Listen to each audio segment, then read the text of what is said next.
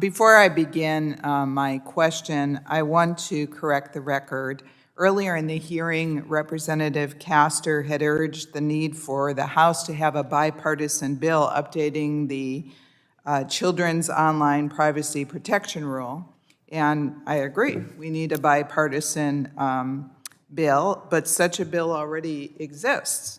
Representative Wahlberg and Representative Rush introduced H.R. 1781, the Protect Kids Act, earlier this year, and I understand Republicans have requested this bill to be included in the last two legislative hearings, but still to no avail. Furthermore, the bill was reintroduced from last year, so I'm happy to say to Representative Castor that the Senate is not ahead of us on this particular issue. I also want to add that I understand that Leader McMorris Rogers and Ranking Member Wicker have now asked the President twice on engaging on a comprehensive national privacy and data security bill, not just on children's privacy, and have not heard back yet, or there hasn't been an attempt to build a consensus with us Republicans. So I think we do want to work in a bipartisan area because this is very important. Well, again, I want to say thank you to the witnesses for being here today. Before I begin my questions, I want to express my disappointment that representatives from the advertising industry were not invited to testify at a hearing which examines legislation that will severely impact the advertising industry.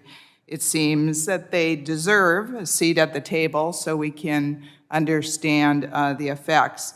I do want to be clear, however, I have the same concerns that my colleagues have in terms of big tech abusing their power and escaping responsibilities for their wrongdoing.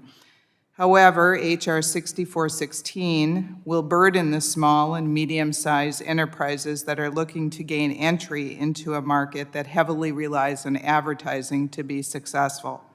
The niche products created by innovators looking to capitalize on the American dream will not be able to grow or even survive under this legislation. I do not believe that was the intent of the sponsor, my friend. I know you care about protecting Americans' privacies, but let's not do it at the expense of small businesses. Yes, abusers like Google must be held accountable, but we must be sure to examine that actions taken to curb big tech's power will not unduly burden small businesses. The FTC has shown no interest in protecting good actors in the market, so that duty now falls on us. But these are the very same concerns that the Interactive Advertising Bureau, an organization that should be on today's panel, explained in a letter to this committee. And I ask that this letter, it's probably a lengthy one, be submitted for the record. And if Mr. Duffy can hear us. Without objection, so ordered. Thank you, Madam Chair. Mr. Duffy, thank you again for your testimony and for your long career. Wearing the badge, you raise many issues that we should be examining as we hold big tech accountable. Central to our goal is the Federal Trade Commission and their ability to inform Americans about resources they have when their security has been violated. As a law enforcement expert, what information would you want people to know about when their safety is violated on social media platforms?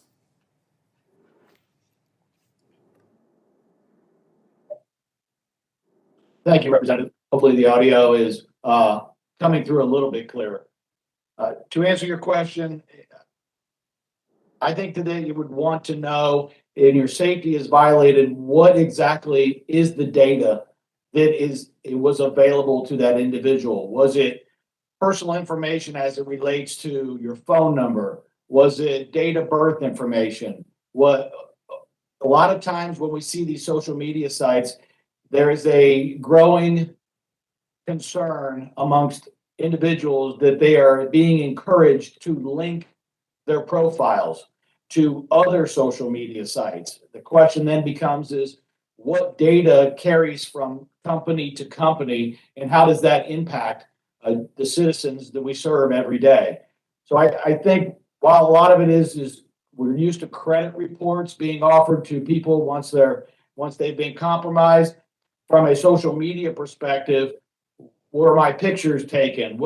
The big picture of what exactly was compromised so that I can make a self-assessment as a citizen to what safety factors I'm more concerned of. Thank you, and Madam Chair, I yield back.